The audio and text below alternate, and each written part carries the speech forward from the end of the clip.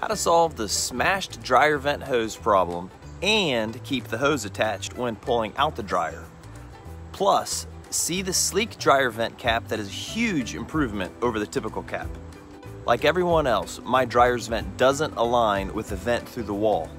I would attach the hose and then push my dryer into place and hope everything was okay. But what would happen is the hose would get smashed, especially where it has to turn 90 degrees and sometimes come disconnected. I researched my options and considered making something myself, but then I found this cool solution. I'll show you what's great about it as I install it. I was tired of the vent cap cage getting plugged with lint, and I hated how it let in so much cold during the winter. I found this product by P-Tech that solves both those problems.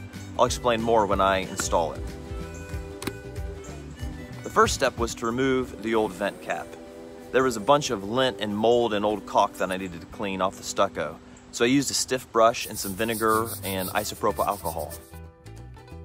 Whoever cut the original hole in the drywall did a horrible job aligning it with the outside hole, which made the duct going through the wall to the outside cap really crooked. I took the chance now to make it right. To cut the drywall, I recommend this saw. See the link in the description below for more details. Now, my duct can go straight through the wall. The Lambro vent attaches to this wall plate and requires the duct in the wall to be cut flush with the wall. Push the duct in place, mark the pipe, pull it out and trim it.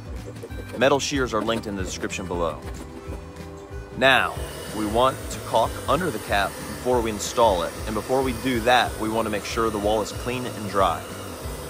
I used a hairdryer to make sure it was ready. Apply plenty of mold-resistant silicone and push the cap in place. If not for you, do this part for me. Please, make sure to level it. Make it level. A must-have for every do-it-yourselfer is a small level. There's a link in the description below for the one I recommend. I'm counting on the silicone to keep the cap in place, so I'm not going to screw it to the stucco. Now, it's time to install the inside wall plate. I installed drywall anchors since there was no wood to screw into. The solid PVC elbows on the Lambro duct prevent the bends from getting smashed, and the rubber ring on each elbow prevents it from slipping out. Push the proper elbow on the dryer first, then the other elbow into the wall plate second. Now, you gotta climb like Spider-Man to get out from behind the dryer, and then finish pushing the dryer back all the way to where the elbows touch the dryer and the wall.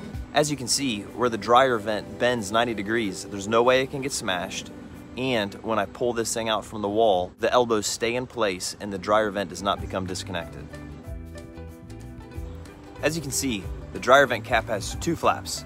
This adds a layer of insulation and a secondary windbreak. There's even a magnet to help keep it closed, and the manufacturer claims when the dryer's running, it blows open easier than the traditional flaps. One thing I love about it is how there is no cage to take off and clean. It all around looks nicer and will keep my laundry room from becoming an icebox in winter. Alright, here's your punishment for watching to the end. The part my wife hates the most. Corny dad jokes. What happened to the leopard who fell into the washer? He came out spotless. Why did the monastery have such a hard time finding someone to do the laundry? No one wanted to pick up dirty habits. Hey, one more. Did you hear about the robbery at the laundromat? 2 clothespins held up a pair of pants. All right, thanks guys. See you later. Leave your comments below.